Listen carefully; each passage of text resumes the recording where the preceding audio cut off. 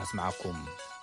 أبي إثيوبيا كل البنشانغول جموز وردا بلو جوغونفي عطوات 24-25 نحسه كل تشحن 13 عام تمهرت فصيمو مو بزتبها لمتقعتي لعلي 5 دق نستيو كمستقاتلا بوليس قاليسو مقتل بوليس كوميشنر نايت كلل مسكاناو انجيفتا نVOA أبزها وقال ናይ ጉሙዝ ህዝብታት ዴሞክራሲያዊ ምንቅስቃስ ገሂደን ናይ ዝተባሃለ ፖለቲካዊ ውድብ ዕጡቃት ደደሳ ኣብ ዝተባሃለ ቦታ ኣብ ዝሓለፈ ሰሙን ንልዕሊ 50 ሰባት ብጅምላ ቀቲሎም ኣለዉ ኢሎም እቲ ውድብ ሰላማዊ ቃልሲ ገዲፉ ብዕጥቂ ተወዲቡ መጥቃዕቲ ፍጽም ከም ዘሎ ዝገለጹ ንሶም ሕዚ ኣብ ዞባ መተከል ከምኡውን ኣብ ካማሺ ኣትዩሎ ኢሎም ኣብ ደደሳ ማሕበረሰብ ጉሙዝ ከም ዝርከቡ ዝገለጹ ንሶም እቲ ቅትለት እውን ብዘሕዝን ኩነታት ኣብ ልዕሊኦም እዩ ዝፍጸም ዘሎ ኢሎም አካባቢ የጉሙዝ ማህበረሰብ በስፋት ያለው አሁን ሚዲያ የማግኘት እድል የለውም ፌስቡክ ኣብቲ ከባቢ ብስፍሓት ዝርከብ ሚድያ ናይ ምርካብ ዕድል የብሉን ፌስቡክ ናይ ምጥቃም ዕድል የብሎምን ትማልን ብቅድሚ ትማልን ጠቢብ ወይ ድማ ቡዳ ብዝብል ንደቂ ንስትዮ ብምፍላይ ንልዕሊ 50 ደቂ ንስትዮን ዝተወሰኑ ደቂ ተባዕትዮን ረሺኖም ኣለዉ ንማሕበረሰብ ጉሙዝ ማለት እዩ ዝወረደ ጉድኣት ንምፍላጥ ተወሳኺ ሓይሊ ንሓትቲና ዘለና እዮም ኢሎም ሓይልታት ጸጥታ እትክልል እቶም ዕጡቃት ኣብ 5 ወረዳታት ዞባ ካማሺ መጥቃዕቲ ብምፍጻም ኣብ ልዕሊ ሲቪላትን ሓይልታት ጸጥታ መንግስትን ብዙሕ ጥፍኣት የውርዱለው ኢሎም እቶም ዕጡቃት ሱዳን ይድገፉለው ዝበሉ እቶም ምክትል ኮሚሽነር እቲ ኩነታት ካብ ናይቲ ክልል ናይ ምክልኻል ዓቕሚን ላዕሊ ይኸውን ስለዘሎ ፌደራል መንግስቲ ሓገዝ ክገብር ኣለዎ ኢሎም ካብ ፖሊስ ፌደራል መልሲ ንምርካብ ዝተገብረ ጻዕሪ ኣይሰለጠን ብናይቲ ክልል መንግስቲ ዝተኸሱ ኣካላት ካብ ሱዳን ሓዊሱ መልሲ ንምርካብ ዝገበርናዮ ጻዕሪ ኣይተዓወተን ይብል ጸብጻብ ናኮር መልካ ፍሉይ ልኡኽ መንግስቲ ኣሜሪካ ኣብ ጉዳያት ቀርኒ ኣፍሪካ ጀፍሪ ፌልትማን ንጉዳይ ኢትዮጵያ ኣመልክቶም ምስ ዋና ጸሓፊ ሕቡራት መንግስታት አንቶኒ ጉተሬስ ትማል ሓደ መስከረም ከም ዝተዘራረቡ ተፈሊጡ ኩላቶም ወገናት ተጻብኦ ኣቋሪጾም ኣብ ማዕዲ ዘተ ክቐርቡን ንሰብኣዊ ሓገዝ ዘይተገደበ ኣፍደገ ክፈቕዱን ፌልትማን ከም ዘተሓሳሰቡ ኣብ ክፍሊ ጉዳያት ወጻኢ ኣፍሪካ ዝተዘርግሐ ናይ ትዊተር መልእኽቲ ኣፍሊጡ ንረክብ ክልተ ሰብ መዚ ኣመልክቱ ተወሳኺ ሓበሬታ ምስ ዝወፅእ ክነስዕበልኩም ኢና መኻዚኖታት ረድኤት ጥረ ገንዘብን ነዳድን እናነከየ ወይ እናተጸንቀቐ ብምምጽኡ ኣብ ትግራይ ኩነታት ሰብኣዊ ሓገዝ ኣብ ሕማቕ ኩነታት ወይ እናገደደ ከም ዝርከብ ሕቡራት መንግስታት ኣፍሊጡ ተሓጋጋዚት ወሃቢት ቃል ዋና ጸሓፊት ሕቡራት መንግስታት ፍሎረንሺያ ሶቶ ኒኞ ማርቲነዝ ትማሊ ኣብ ዝሃበኦ ጋዜጣዊ መግለጺ ናብ ትግራይ ብዓፋር ኣቢሉ ዘእቲ እንኮ መንገዲ ሰመራ ኣብዓላ ብሰንኪ ናይ ጸጥታ ጸገም ቢሮክራሲያዊ መሕለኻን ብድሆታት ሎጂስቲክስን ካብ 22 ነሓሰ ጀሚሩ ንልዕሊ 10 መዓልታት ምሕላፍ ኣይከኣለን ኢለን ዘላቒ ኣገልግሎት ንምሃብ ምግቢ ተንከፍ ዘይኮኑ ቀረባትን ነዳድን ጸዓና 100 ናይ ጽዕነት መካይን በብመዓልቱ ናብ ትግራይ ከኣትዋ ንግምት ኢለን ካብ 12 ሓምለ 2021 ኣቆጻጽራ ፈረንጂ ጀሚሩ ክሳብ ሎሚ ግን ካብቲ ዘድሊ ትሕቲ 10 ሚእታዊ ኣትዩሎ ኢለን ካብዚ ብተወሳኺ ሰብኣዊ ሓገዝ ንምቕራብ በብሰሙኑ እንተወሓደ 200,000 ሊትሮ ነዳዲ የድሊ ግን ካብ 12 ሓምለ 2021 ኣቆጻጽራ ፈረንጂ ጀሚሩ 282,000 ሊትሮ ነዳዲ ከም ዝኣተወን ካብ 16 ነሓሰ ጀሚሩ ድማ ዋላ 1 ሊትሮ ነዳዲ ከም ዘይኣተወን ሓቢረን ግጭት ትግራይ ናብ ክልላት ዓፋርን ኣምሓራን ልሒኹ ኣብ ውሕስነት ምግብን ምምዝባል ሲቪላትን ጸገም ከም ዝፈጠረ እውን ኣብቲ መግለጺ ሓቢረን ኣብዞም ከባቢታት እዚኦም ኣስታት 1.7 ሚልዮን ዝግመቱ ሰባት ጸገም ውሕስነት ምግቢ ኣጋጢሞም ኣሎ ኣብቲ ግጭት ይሳተፉ ዘለዉ ኩሎም ወገናት በዚ ቅልውላው ንዝተተንከፉ ብእዋኑ ብዘይ ዓንቀፍቀፍ ብውሕስን ብዘላቕነትን ተበጻሕነት ክፈቕዱ ኣለዎም ኢለን ተሓጋጋዚት ወሃቢት ቃል ዋና ጸሓፊ ሕቡራት መንግስታት ፍሎረንሺያ ሶቶ ኒኞ ማርቲነዝ ቅድሚ ክልተ ኣዋርሕ ፈሪሱ ዝነበረ ድልል ተከዘ ተጸጊኑ ኣገልግሎት መሃብ ምጅማሩ ቢሮ ኮንስትራክሽንን መጓዓዝያን ክልል ትግራይ ገሊጹ እቲ ቢሮ ከም ዝገለጾ ንከተማ ሽረ እንዳስላሰ ምስ ከተማ ማይ ጸብሪ ዘራኽብ መስመር بعقمي تكالات اتكللن حزبن كم استهانسه افليتلو ملګیتا صبح حصير صبصاب ليخلنا الله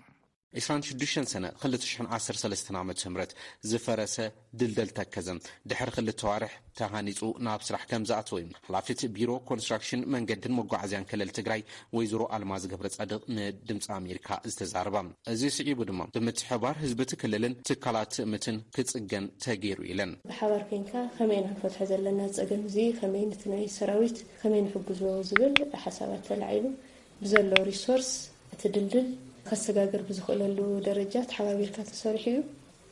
ቀረባውን ተመሪቑ ናብ ግልጋሎት በጽሐሎ ስለዚ ካብዚ ዘርድእካ ታዩ ተሓባቢርካ ብዙሕ ነገር ክስራሕ ከም ዝኽእል ኩልኻት ህዝቢ ሰራዊት ተሓባቢርካ ብዙሕ ነገር ክስራሕ ከም ዝኽእል ካብ ዝድልል እዚ ንምሃር ብሓፂር እዋን ብተገጣጣሚ ነገር ተሰሪሑ ስለዚ ዓቕሚ ያለው እዩ ትርእስሎ እዩ ኩሉ እዩ ሓፂር እዋን ኩሉ ክስራሕ ከም ዝኽእል ዘመላኽት እተን ሓላፊት ኣብ ዝሕዚ እዋን ኣካላት ጸጥታ ይኹኑ ህዝቢ ምምላስ ከም ዝጀመሩ እየን ተዛሪበን እቲ ድልድል ቅድሚ 2 ዋርሕ መንግስታት ፌደራልን ክልል ኣምሓራን ዕጡቃት ሕወሓት እዮም ኣፍሪሶም ብምባል እናኸሰሱ ጸኒሖም እዮም ወይዘሮ አልማዝ ኣብቲ ጉዳይ ትምልሳ ሰራዊት ትግራይ ኣሽምባይዶ ናይ ባዕሉ ዓብዪ ድልድል ከፍርስ ናይ ካልኦት መሰረተ ልምዓት እውን ናይ ምሕላው ስነ ምግባር ዘለዎ ኢለን እዚ ናይ ተከዘ ድልድል ከተማ ሽረ እንዳስላሴ ምስ ማይ ጸብሪ ኣብ ዘራኽብ መስመር ዝተሃነጸ እዩ ንድምፂ ኣሜሪካ ሙልጌታ ጽባህ መቐለም ድልድል ተከዘ ብመን ከም ዝፈረሰ ክልቲኦም ወገናት ክካሰሱ ምጽንሖም ይዝከር ዳይሬክተር ትካል ዓለም ለኸ ረድኤት ዩናይትድ ስቴትስ USAID ጨንፈር ኢትዮጵያ ሻን ጆንስ ዕጡቃት ሕወሓት ኣብ ክልል ኣምሓራ ዝርከቡ መኻዚኖታት ረድኤት ዘሪፎም ክብሉ ንዝሃብዎ መግለጺ ወሃብ ቃል ሕወሓት ኣቶ ጌታቸው ረዳ ነጺጎምዎ እቲ ኩነታት ከም ዝጻረውን ገሊጾም ዝርዝሩ በትረ ስልጣን ካቕርቦ እዩ አቶ ጌታቸው ረዳ ኣብ ዝሃቦ መልሲ ተወካሊ USAID ኣብ ኢትዮጵያ ሸዋን ጆን ኣብቲ ሰራዊትና ዝንቀሳቐሰሉ ዘሎ ዞባታት ክልል ኣምሓራ ዝርከብ መኽዘናት ትካል ረድኤት ስግር ባሕሪ ዩናይትድ ስቴትስ ወይ ከዓ USAID ከም ተዘምተ እተዛረቦ ብዙሕ ሰሓበግቶቶ ዘበገሰ ይመስል ሸዋን ጆን ንሕወሓት ንኣጋጣሚታት ከም ዝጥቀም ገይሩ ዋላ እውን እንተወቐሶ እንታይ ማለት ከም ዝኾነ እኳ ንጹር ኣይኮነን ሓይልታትና እዮም ነቲ ዝረበሉ ዘሎ ስርቂ ፈጺሞሞ ኢሉ ግን መሊኡ ኣይወቐሰን ይብል ብዙሓት ሰበስልጣን USAID ይብል ኣቶ ጌታቸው ኣብ መንጎ እቲ ገበናዊ ዝበሎ ምምሕዳር ቀዳማይ ሚኒስትር ኣብይን ሓይልታት ምክልኻል መንግስቲ ትግራይን ናይ ገበን ምምስሳል ንኽፍጠር ጸቕጢ ይበጽሖ ከም ዘሎ ይርዳእና እዩ እንተኾነ ከምዚ ዓይነት ጸወታ ረባሒ ኣይኮነን ይብል መርገጺና ንጹር እዩ ዝበለ ወሃቢ ቃል ሕወሓት ኣቶ ጌታቸው ረዳ ኣብ ዝጸሓፎ ትዊተር ኣብ ከምዚ ዝኣመሰለ ጉዳያት እቶም ካብ መስመር ወጻኢ ዘለዉ ተዋጋእቲ ዘርእይዎ ተቐባልነት ዘይብሉ ኩሉ ዓይነታት ባህሪ ክነረጋግጽ ዘይንኽእል እኳ እንተኾና እቲ ዝተባሃለ ዘረፋ መኽዘናት ብቐንዱ በቶም ኣብቲ ከባቢ ዝነብሩ ውልቀ ሰባትን ጉጅለታትን ከም ዝተዋደደ ዝሕብሩ ጭብጥታት ኣለና መርገጺና እዚ ጉዳይ እዚ ብነጻ ኣከል ክንጽሮ ኢና ዝብል እዩ ይብል ተወካሊ USAID ጨንፈር ኢትዮጵያ ሻን ጆን ሕወሓት ኣብ ዝኣተወሎም ዞባታት ክልል ኣምሓራ ንመኻዚኖታት ዘሪፉ ናይ ጽዕነት ማካይን ወሲዱ ከቢድ ጉድኣት ኣውሪዱ እዚ ንሰራሕተኛታት ትካላት ረድኤት ኣዝዩ ዘተሓሳስብ እዩ ሕወሓት ንኣጋጣሚታት ንናይ ገዛእ ባዕሉ ረብሓ ዘውዕል ዘሎ ኮይኑ ይስምዓኒ ምናልባት ካብ ዜጋታት ይሰርቆ ኣለዉ ከምኡ ንምባል ግና ጭቡጥ መርትዖ የብለይን ንሕና ዘሎና ጭብጢ ብፍላይ ሰራዊት ሕወሓት ኣብ ዝኣተወሎም ዞባታት ክልል ኣምሓራ ብርክት ዝበሉ መኻዚኖታት ጥርሖም ተሪፎም እዮም እዚ ሓቂ ምዃኑ ፈሊጥና ኣለና ከም ዝበለ እቲ ዜና ይሕብር ግዙፍ ኩባንያ ቴሌኮሙኒኬሽን ቻይና ዋዌ ከም አርቲፊሻል ኢንቴሊጀንስ ዝኣመሰሉ ዘመናዊ ቴክኖሎጂታት ሓዊሱ ብዲጂታዊ ቴክኖሎጂ ክሰርሑ ኣስታት 3 ሚሊዮን ኣፍሪካውያን መናእሰይ ከሰልጥን ከም ዝደሊ ገሊጹ ድሮ ብዋዌ ኣብ ዝተመወለ ውድድር ዝተሳተፉ ናይጀርያውያን ተምሃሮ ኣብቲ ኩባንያ ስራሕ ምቁጻር ሓዊሱ ዝፈጠሮ ዕድል ብዙሕ ኢሎም ግን ክኢላታት ናይ ቻይና እናዓበየ ይኸይድ ዘሎ ናይ ቴክኖሎጂ ጽልዋ ኣሉታዊ ተጽዕኖ ክህልዎ ከም ዝኽእል የጠንቁለዉ ዋዌ ሰበስልጣን ኡጋንዳን ዚምባብዌን ኣብ ልዕሊ ተነሓናሕቶም ክስልዩ ሓጊዝዎም እዩ ንዝብል ጸብጻብ ዘ ዎል ስትሪት ጆርናል ነጺግዎ ኣሎ ነዚ ቃለ ምልልስ ክቐርብ ተሓቲቱ ግን ኣይተቐበሎን ዋዌ 70 ሚእታዊ ቴሌኮሙኒኬሽን ኔትወርክ ኣፍሪካ ከም ዝተቆጻጸሮ ይንገር ኣብ ካሜሮን ዑደት የካይዱ ዘለዉ ሰበስልጣን ናይጀርያ ልዕሊ 1,000 ዕጡቃት ቦኮ ሓራም ናብ ናይጀርያ ክምለሱ ሎማዓንቲ ሐሙስ ሓቲቶም መራሒ ቦኮ ሓራም ምስ ተቐትለ ካብ ጉንበት ኣትሒዞም ኣማእቲ ተዋጋእቲ ናይቲ እስላማዊ ናዕበኛ ኣብ ካሜሮን ኢዶም ኣብ መሃብ ይርከቡ። ጄይ ፖሊ ብዝብል ስም ዝፍለጥ ፍሉጥ ሩዋንዳዊ ራፐር ኣብ ቀይዲ እናሃለወ ሎማዓንቲ ሓሙስ ሙማቱ ሰበስልጣንን ጸብጻባት ሚድያን ገሊጾም። ኣብ ውሽጢ 2 ዓመት ኣብ ቁፅር ውዒሉ ብምስጢራዊ ኩነታት ዝሞተ ካልኣይ ሙዚቀኛ ኮይኑ ኣሎ። ሓቀኛ ሽሙ ጃሽዋ ቲሽም ዝኾነ ሙዚቀኛ ብሓሽሽ ተኸሲሱ ኣብ ዝቕጽል ታሕሳስ ቤት ፍርዲ ክቐርብ ነይርዎ። 33 ዓመት ዕድሚኡ ሙዚቀኛ ኣብ ሚያዝያ ንናይ ኮቪድ ሕጊ ብምጥሓስ ናይ ሙዚቃ ድግስ ብምድጋስ ተኣሲሩ ነይሩ። ዜና ኣብዚ ይፍጸም።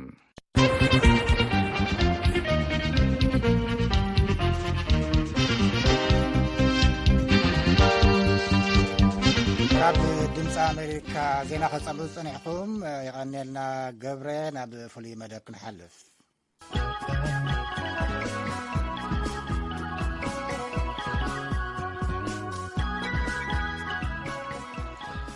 ንሎሚ ዝሓዝነዮ ፍሉይ መደብ ኣብ ግብፂ ካይሮ ንልዕሊ 9 ዓመታት ዝተኣሰሩ 2 ኤርትራውያን ስደተኛታት ዝጠመተ እዩ። ምኒ ኣፈወርቂ ነቶም እስራት ካብ ቤት ማእሰርቲ ካይሮ ከምኡውን ንዓታቶም ንምፍታሕ ዝቀሳቀሱ ምንቅስቃስ ዝገብሩ ዘለውን ርእቶ ትካል ስደተኛታት ሕብራት ሃገራትን ጠሚራ ነዚ ስዕብ መደብ ኣዳልያላ። ኣብዚ ኣብ ዋሽንግተን ዲሲ ካብ ዝርከብ ኤምባሲ ግብፂ ምላሽ ንምርካብ ዝተገብረ ፈተነ ግን ኣይሰለጠን። ሕጂ ናብ ምንያ هرك مجمرة شمكم من زلهم البوتان مغلط لي أنا تسمي أبرام بساي كاخه كبروا ما بحنم أو بازجي زلهم البوتان تايب مع سرتي الجناتر سريع دال أب قبصي أب كايرو دي ويس كاب كايرو وصايو أب كايرو مع سرتي نحن تسوق البوتان أنت جيكم يكم أو أتيكم زلهم ونحن تقولن بعدينا كم سنة دوت إحنا في الزعتنين على السنة سرينا كم سنة مثل مالك كندي أوان جيكم علىهم أو 10 عام تفيد الله عالم أنا الشمع عام تفيد الله هجي عالم أو صنيح كاين عها أنا ثانيين أنا ونقول سجدنا على عام بيرنير كله شمن عام مليء مالك حج انت يبلغهم نعدهم تملسوا ترايات هذا ولا هذا ما قالوا قالوا له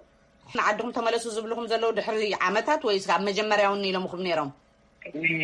كنت على قد ما عامت نعدهم تملسوا يلمخم طبعا سابق ما فلت عامت كن سقيلهم داوغينهم مخم يم صنيحهم داوغينهم نتري نعدهم زي تملسوا مونتا يالو هباب بيت مأسرتي تصنحوا زبلكم سب نترخبكم تاي تبلوه الجنتاي تستغنا عدنا تملكات وي قبنام وي كاسرنا نتيزالات تستغنا يغواي زبلكم مولدو وي طبق اغل قوملكم اللدو وطبعا وانا حنا تدور كانوا اي العلم الزعوانو بتدسوا نايت معني زالك تحجفا حدش نقدر يلا نكاوي رقمنا والحبريده ኤርትራውያን ማሕበራዊ ሚድያታት ይፈትሑ ዝብል ከምዚ ወፍሪ ዓይነት ዝጀመሩ ይመስሉ ገለ እውን እንቀሳቀሱ ከም ዘለው ስለ ዝሓበሩን ብዛዕባኹም ፈሊጠ ዘለኹም ሞ ዘረባኹም ዝሰምዕ ዘሎ ሰብሲ ትብልዎ ነገር እንተሃልዩ ስማ ቆለታት ዝናገረ ይከራን ሰውድና ብግዴታ አጥያ ኮጥና ከለታታት ይፈቱ እንታለን አንተሜትና ግሪያና ለካን የትራም ቆደ ምክንያት ነው ሃራይን ዓለምን ቁሩ ከዛርቦ ዓለም ክብሮም 10 ዓመት ዳርጋ ከም ዝገበርካ እዩ ዝነግረኒ ዘሎ ሞ ካብዚ ዘለኹም ኩነታት ኣብዴት ማእሰርቲ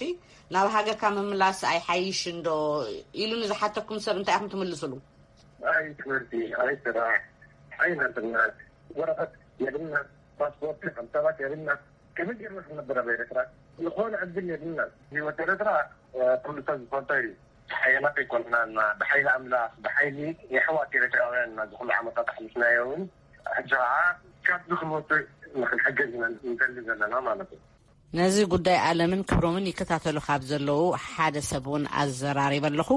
ሽሙን ዘለሉ ከባብን ባዕሉ ከላልየና እዩ ኦኬ ምንያ ይቐኒለይ ነዚ ዝሃብትና ዓደል ሽመይ ገብረ ባህዱራ ይበሃል ካብ ከተማ አትላንታ ኣብዚ ከዓ ብሚስተር ጄ ዝፍለጥ ከምኡ ከዓ ምዞም ናይ ባይቶ ዩኤስኤ ከምኡ ናብቲ ባይቶ ግሎባል ኣብኡ እውን ይነጥፍ ማለት እዩ ሃራይ ንሎሚ ዘራኸበና ብዛዕባ ዞም ኣብ ግብፂ ኣብ ቤት ማእሰርቲ ዘለዉ 2 ኤርትራውያን ብዛዕባኦም ብትገብርዎ ዘለኹም ፈተነታት ግለጸለይ ኣቶ ገብረ ጽቡቕ ይቐኒለይ ቅድሚ 4 ወርሒ ፈረቐና ቢል ይኸውን ዝኾነ ኤርትራውያን ሰላማዊ ሰልፊ ጌርኩም ኢሎም ዝተታሕሱ ነይሮም እሞ ኣብቲ እስር ቤት ምስኣተው ጋጣም ነገር ከዓ ነዚኦም ንሓያለ ዝፀንሑ ሕዋት ክረኽቦም ክኢሎም ነዚ ከዓ ብዘይ ውዓል ሕደር እቲ ሓበሬታ ምሳቡና ንሕና ከዓ ብዝከኣለና መገዲ ነዞም ኩሎም ሂማኒታርያን ኦርጋናይዜሽን ድዩ الذي حزبي إريتراويان مالتيو نعوقو كأ بموهات زي تويتر كامبين يكون نا إيميل كامبين ناب سنترنا ناب كونغرسماننا يتذكر لنا العاقمتات كان كايتشن هنا بقول نخاء طبقة لين فتنك تبايلو جبر سناي دهونو سبنا مالتيوم جنزة في بومنا طبقة ونقطيرنا اللهم زم سبات بزي جبن نخندز عمتات مفتاح ترايد يكونس كومبنسيت كجبور اللوم سلازي زي كبيد نجار يكونين سلازي ولنا لو متوح قوتي ملنا نتسبنا ينتهونتات ممليسونا تنكره خيد رخيدنا يوم على دي قرب مستم نايجبسي حالف بيت معصرتي وي بحازم بوليس كوميشن نسكم زي من مرخب فتينكم دنيركم بزي تفتن مويلن ناي بحكيو فتنا كايدنا نسخاء تأسربه قدتا مسؤوم من لزاب دبل حساب نيرنايو هنا ترفقين كن رأيك بايك ألنا نظام أسرات نعوم من حتم ولا حنتي أفافنوت يقولوا من إتازنا قرونا نجر إتهم ناي إميجريشنن ناي تتكان كلتي يمنتي ناتم كيز حزم مزلو بحالتيهم سلازنا نعوم دايركتلي كن رأيك بايك ألنا هنا ترفق قروب جن نظامنا humanitarian organization قال زمنا ريد كروس ICRC تزاربونا نيرم ولا زمنا UNHCR كا أبو زفتاتونو زيوم سبات كم رفيجي ناي رفيجي قد بسرا زي قلهم أبتنا UNHCR سلا زي تمزقوها UNHCR involved هدبر بتعمي تمزقوا بدايو سلا زي نحنا ولا فتنا كايدناسي كن رغبا ما يكالنا الملاتي ምናልባት እዚ ጉዳይ እዚ UNHCR እዚኦም ስደተኛታት ምናብ ሃገሮም ክምለሱ ዘይደልዩ ምዃኑ ምን ተርእይዎ ትሕግዘሎም ዝኽእል ኩነታት የለን ድዩ እንታይ ተፈቲኒ ነይሩ ናይ ሎሚ ዓመት ኣቢሉ ይኸውን ቅድሚ ንሕና ኢንቮልቭ ምግባርና ካብ ኤልሳ ጭሮም ናይ ሰብኣዊ መሰላት ትጣበቕ ዜጋና እሞ እቲ ንሳ ብዩኤንኤችሲአር ጌራ ተሓፈቶ ኢን ፓርቲኩላር ነዞም ክልተ ዝምልከት ደብዳቤ ጽሒፎምሎም ነይሮም እቲ ናይ ኢጅፕት መንግስቲ around July 2020 ማለት እዩ ኣብ ዓመት ንላዕሊዩ ተጻሕፈ ኮፕለኒ ተኮፕውን ሰዲደሎም ዝናይ ሕጂ ንገብሮ ነገር ኩሉ ግዜ ሱታሓዝና ንዶኩሜንት ዝኾነ ማለት እዩ እዚኦም ከዓ ከምሰቦም ታናቶም ገበን ቦርደር እዮም ክሕሶም ስለዚ ወይ ንዓድኹም ክንመልሰኩም ወይ ከዓ እስሩ ቤት ብምባል እዚኦም ከዓ ምምላስ ኣዲቕ ኣብዚ ናይ ሎሚ ዘሎ ኩነታት እውን ኣብዚ ገለ ዘሎ ኩነታት በፂሑሉ ሕጂ ድሕሪ ዝኩሉ ፈተናና ድሕሪ ዝኩሉ ምፅሕሓፍ ድሕሪ ኮታ ሕጂ እስከ ፈተና ወላ ሓሳብትና ተይ ኮንግረስማን እውን ኢንቮልቭ ክገብር ትበፅሕፈቶም ንሶም ተዘራሪብና ኣለና ትዘድለ ሓበሬታውን ሂብናዮም ኣለና ንሶም ንባዕሎም ገሪሞ 9 ዓመት ፈረቓና ሂወት ሰብ እዚኦም ሲ ፍርድ ቤት በፅሖም ኣይፈልጡን እዮም ድሕሪ ካብቲ ዝገርመኪ እዚ ገበን ገይሮም ዝበሃል እውን ንሶም ዝቐርብዎ ነገር የለን በቃ ሕልልካ ኮፍ ኢሎም ዘለዉ እምበር ገበኖም እዚ ዝበሃል እውን ዝቐረበ ነገር የለን ሕጂ ከዓ ድምፂ ስለ ዘብዛሕና ኣቲንካ ካብኡ ትሕለፍ መስለኒ ኣብቲ ናይ ኤሪትራ ኤምባሲ ሰራሕተኛ ኣብቲ ናይ ኢሚግሬሽን ኦፊስ ወሲዶም ክመልስኹም እዮም ንዓድኹም ክትከዲኡኹም ኢሎም ኩነታት ምስ ኣቕረብዎም እዞም ሰባት ከዓ ንሕና ይምለስና ብምባል ስለ ደኣበዩ ንሸሞንተ መዓልቲ ኣብዚ ናይ ሶሊታሪ ኮንፋይንመንት ኣብኡ ቀኒዮሞም ብኡ ከዓ ንሕና እውን ስኢናዮም ቆኒና ሕጂ እቲ ላዕሊ ታሕቲ ዘብለና ዘሎ ቀዳማይ ነቲ ዲፖርቴሽን ተጠምባል ኣስዒብካ ከዓ ካብቲ እስር ቤት ንክወፁ ሳልሳይ ከዓ ምውፃእ ጥራይ እውን ዘይኮነ ኣብ ካልእ ሃገር እውን ንክሳገሩ ንሱታት እውን ሓደ ሜላታት እናዘለና ኣለና በዚ ናይ ኢሚግሬሽን ፕሮሰስ ንካናዳ ነትናቶም ዲፖርቴሽን ኣትሊስት ይጠጠው ንክብል ስለዚ ምስኣት ተሓይዝና እንታይ ጌርና ኣለና ነዞም ወዳት ሓገዝ ንክኸውን ጎፋንድሚ ኣካውንት ከፊትና ኣለና ስለዚ ነቶም ግብረ ሰናይ ንእሽተይ ገንዘብ ትባሃል የላን ዓቕምኩም እንድሕር ከተወፊልና ክኢልኩም ሓደ ነቲ ናቶም ሌጋል ፊ ካልኣይ ነዚ ቤዚክ ኒድስ ናቶም ሕጂ እውን ብግብረ ሰናይቲ ዝካየድ ዘሎ እታ ዝዓበየት ከዓ እንድሕር ዳ ዕድል ረኺብና ሪሰትልመንት ክንፍትን ዝብል መደባት ስለ ዘሎ ንዕኡ ዘድሊ ከዓ ገንዘቡን ስለ ዝሕተት ነታ ጎፋንሚ ከዓ ከይድኩም ቪዚት ክትገብሩ ብትሕትና ንሓተኩም ብጣዕሚ የቐኒየለይ يعنيلي أتقبر يمسكنك بزعوازي قد يزوم كلتا إيرتراويان بزملكات أبزا أبينايتد ستيتس واشنطن دي سي خبز ركب إمباسي قبزن كوم أون كابتكال سدتنيهات حبرات منغستات UNHCRن رئيتون ملاشن نمركب بسلكن بإيميلن فتنا نيرنا كاب قبز إمباسي زاقيد زرخبنا يوم ملاش كون رئيتو يلن UNHCR جن بزعوا قد يزوم كلتا إيرتراويان كم زفلتن يكتاتلو خمزلون قليت النالو زرزر حبرتا جن كهب كم زي يخيل بإيميل قليت النالو توسخ حبرتان ترخيبنا أبقى علي حزنا لكم كنملسينا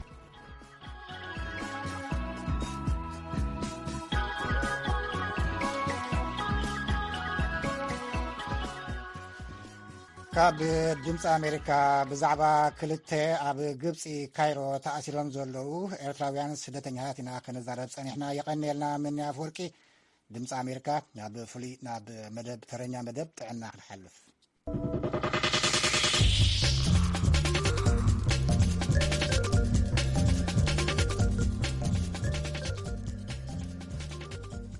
ኣብ ዝእዋን ኣብ ዩናይትድ ስቴትስ ክሳብ መወዳእታ ዝሕዝናዮ ዘለና ዓመት ቁጥሪ ብኮቪድ-19 ዝሞቱ ሰባት 1 ሚልዮን ክበፅሕ ከም ዝኽእል ግን ከዓ እዚ ከይኸውን ምዕጋቱ ከም ዝከኣል ተገሊጹሎም ኣብ ሃገራት ኤውሮጳ ከዓ 70% ኣባፅሕ ሃገራት ሕብረት ኤውሮጳ ኣብዚ እዋን እዚ ሙሉእ ክታበት ኮቪድ ተኸቲቦም ከም ዘለዉ ተሓቢሩ ኣሎ ምን ኣፈወርቂ ነዚ ክልቲኡ ፀብፃባት ጠሚራ ንመደብ ጥዕና ኣዳልያቶላ ዶክተር አንቶኒ ፋቺ ላዕለዋይ ክኢላ ተመሓላለፍቲ ሕማማት ዩናይትድ ስቴትስ ብሰንበት ምስ መደበር ቴሌቪዥን CNN ኣብ ዝነበሮም ቃለ መጠይቅ እዮም ክሳብ መወዳእታ ሒዝናዮ ዘለና ዓመት 2021 ኣብ ዩናይትድ ስቴትስ ቁጥሪ ብኮቪድ-19 ዝሞቱ ሰባት 1 ሚልዮን ክበፅሕ ከም ዝኽእል ዝገለጹ ግን ይብሉ ዶክተር አንቶኒ ፋቺ እዚ ኩነታት ከም ዝኸውን ኣብ መደምደምታ ዝተበፅሐ እኳ እንተኾነ ግን ከዓ ፈፂሙ ክትከላኸሎ ዝከኣል እዩ ኢሎም ኣለዉ ዶክተር ፋቺ ኣብቲ መብርሂኦም ዩናይትድ ስቴትስ ነዚ መደምደምታዚ ወይ ከዓ እዚ ከም ዝኸውን ዝተገልጸ ኩነት ንምውጋድ ወይ ከይፍጸም ንምግባር ኣኽእሎ ኣለዋ እዩ ግን እቲ ፀገም ኣብዚ ሃገር 80 ሚልዮን ሰባት ፀረ ኮቪድ-19 ክታበት ዘይተኸትቡ ምህላዎም እዩ ኢሎም ኣለዉ ነዚ ክንልውጦን ውፅኢታዊ ብዝኾነን ብቁልጡፍን ክንገብሮ ንኽእል ኢና እዞም ሰባት ክኽተቡ ክንገብሮም እንተኽኢልና ዝበሉ እቶም ላዕለዋይ ክኢላ ተመሓላለፍቲ ሕማማት ዩናይትድ ስቴትስ ኣብ ዝቕልውላው ዘለዉ ሰባት ናይ ስነ ሓሳብን ፖለቲካውን ኣፈላላዮም ንወኒ ሓዲጎም ክኽተቡ ኣዝዩ ኣድላይ ኢሎም ኣለዉ እዚ ከምዚ ኢሉ እንከሎ ኣብ ዝሓለፈ ሰሙን ኣብዚ ኣብ ዩናይትድ ስቴትስ ብማእኸላይ ገምጋም በብመዓልቱ 100,000 ሰባት ብሰንኪ ኮቪድ-19 ሆስፒታል ይኣትዉ ከም ዝነበሩን እዚ ከዓ ምስቲ ኣብ ዝሓለፈ ክረምቲ ክታበት ኣብ ዘይነበረሉ እዋን ዝነበረ ምንሃር ቁፅሪ ብኮቪድ ዝተታሕዙ ከም ዝመሳሰል ጋዜጣ ኒውዮርክ ታይምስ ሓቢሩሎም ከምዚ ዓይነት ፈፂመ ርኤ ኣይፈልጥን ዝበሉ ዶክተር ሻኖን በርድ ክኢላ ጥዕና ካብ ናሽቪል ቴነሲ ንኒውዮርክ ታይምስ ገሊፆም ኣለዉ እዚ ንሙሉእ ስድራ ቤታት የብርሳሎ ብሓባርዮም ዝሞቱ ዘለዉ ክብሉ እውን ወሲኾም ብካልእ ወገን ኣብ ኒውዚላንድ ነበርቲ ኦክላንድ እንደገና ንክልተ ሰሙናት ናይ ምዕፃው ኩነታት ኣጋጢምዎም ኣሎ ምክንያቱ ደልታ ብዝተባሃለ ልውውጥ ኮቪድ-19 53 ሰባት ኣብቲ ዞባ ከም ዝተታሕዙ ብሶኒ ምስተፈልጠ እዩ ብመሰረት ማእኸል ሓበሬታ ኮቪድ ጆን ሃፕኪንስ ክሳብ ሶኒ ንግሆ ኣብ ዙርያ ዓለም ቁጥሪ ብኮቪድ ቫይረስ ዝተታሕዙ 216.4 ሚልዮን ቁጥሪ ዝሞቱ ከዓ 4.5 ሚልዮን ከም ዝበፅሐ እዩ ዘርኢ ሓደ ተፃዋታይ ኩዕሶ ክታበት ኮቪድ ንምውሳድ ንኽውስን ዳርጋ $15,000 ኣኽፊልዎ ኣሎ ኣይዘያ መኮንዚ ማስክ ወይ ከዓ መሸፈነ ኣፍና ፍንጫን ከይገበረ ኣብ መሳለጣታት ስፖርት ብምእታው $14,650 ምስ ተቐፅዐ ቀዳማይ ዙር ክታበት ተኸቲብሎም ናብ ኤውሮጳ ምስ እንሰግር ከዓ ካብ ነበርቲ ሃገራት ሕብረት ኤውሮጳ እቶም 70% ኣባፅሕ ማለት ልዕሊ 250 ሚልዮን ህዝቢ ክታበት ኮቪድ-19 ከም ዝተኸትበ ፕሬዚደንት ኮሚሽን ሕብረት ኤውሮጳ ኦልሳን ቫን ደር ሌይን ብሰሉስ ኣፍሊጠን ኣለዋ ቫን ደር ሌይን ካብ ብራሰልስ ብቪድዮ ኣብ ዘመሓላለፈኦ መልእኽቲ እዚ ብሓባር እንተሰሪሕና እንታይ ክንገብር ከም እንኽእል መርኣያ እዩ ዓብይ ዓወት እውን እዩ ኢለን ኣለዋ ግን ከዓ እቲ ለበዳ ገና ኣየብቅዐን እቲ ሓድሽ ልውውጥ ቫይረስ ኮቪድ-19 ከይተላብዖ ከሎ ተወሰኽቲ ብዙሓት ኤውሮጳውያን ብዝቐልጠፈ ክኽተቡ የድሊ ክብላውን ኣጠንቂቐን ኣለዋ ኣብ ውድብ ጥዕና ዓለም ዳይረክተር ኣህጉር ዞባ ኤውሮጳ ሃንስ ኮልጅ ኣብ ዝሓለፈ 6 ሰሙናት ኣብታ ኣህጉር መጠን ዝኽተቡ ሰባት ምዝሕታሉ ኣመልኪቶም ብሶኒ መጠንቀቕታ ሂቦም እዮም እዚ ምዝሕታል ቁጥሪ ዝኽተቡ ሰባት ከዓ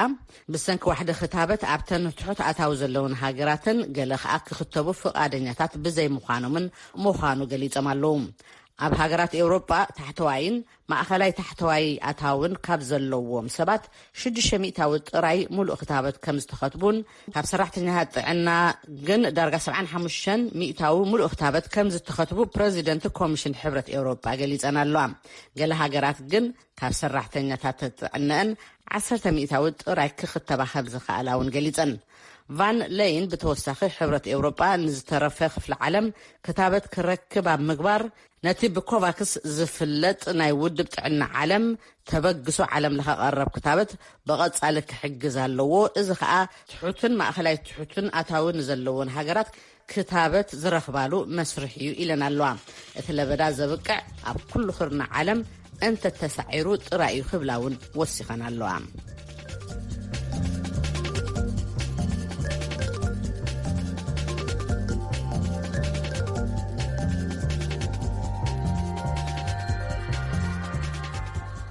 መደብ ጥዕና ኢኹም ክሰምዑ ጸኒሕኹም ካብ ድምፂ ኣሜሪካ ይቕንየልና ምንያ ክቡራት ሰማዕቲ ብዛዕባ ቀዳመ ሰንበት ዝመሓላለፍ ፍሉይ መደብ ሓበሬታ ቅድሚ መሃብና ሓንቲ ሙዚቃ ክጋብዘኩም መሳርሕትና ኣብርሃም ተስፋ ልኡል ዝጋበዘኩም ናይ ኪሮስ ኣለማዮ ሙዚቃ ምቕናይ ጽቡቕ እዩ ትብል ብኣ ክንሓልፍ ኢና مقنعي تفقيو ولا حدثو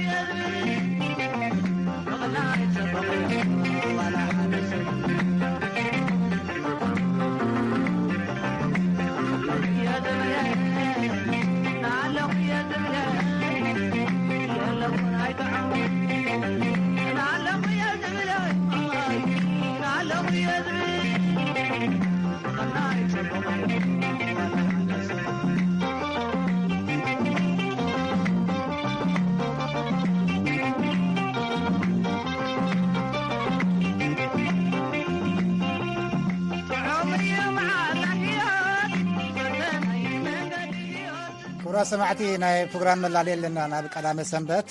ኣብ ኣዲስ ኣበባ ዝርከቡ ተወላዶ ክልል ትግራይ ናይ ማእሰርትን ኣዳትን ንግዶም ምዕፃውን ፀገማት የጋጥሞም ከም ዘሎ ትካላት ተሓለቕቲ ሰብኣዊ መሰላት ገሊፀን ነይረን። ንምዃኑ እቲ ፀገም ማዕረ ክንደይ እዩ? ተጋሩ ተቐማጦ ኣዲስ ኣበባ ኸ እንታይ ይብሉ? ኣብ ባይታ ዘሎ ሓቂ ወይ ዘጋጥሞም ዘሎ ኩነታት ከ እንታይ ይመስል? ነቲ ብድሆታት ንምፍታሕን ተኸባቢርካ ንምንባርን ከ እንታይ ይገብሩ ኣለዉ ዝብሉን ካልኦት ሕቶታትን ኣልዒልና 4 ተጋሩ ካብ ኣዲስ ኣበባ ዓዲምና ኣለና ንቐዳመ ሰንበት። ኣጋይሽና ከበደ ኣሰፋ በዓል ሞያ ሕጊ፣ መስተሉ ረዳ ሰራሕተኛ ረድኤት ነበር፣ ደስታ ኪሮስ ኣባል ራእይ ንድሕነት ተጋሩ ዓለም ለኸ ማሕበር፣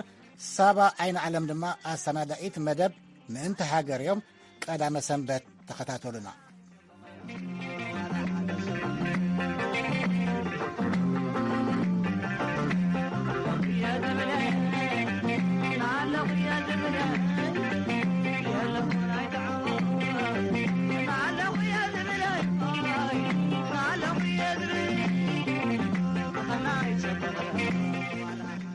ክቡራት ሰማዕትና በዝምባር ክንፋነወኩም ጽባሕ ዓርቢ መደብ ቅሐ ጽልሚ እዩ ተረኛ ነፍሲሄር ህቡብ ድምፃዊ ትኽሊንክኤል ገብሩ ወዲ ገብሩ ክንዝክሮ ኢና ሳብ ሽዑ ልዋም ለይቲ ወዲ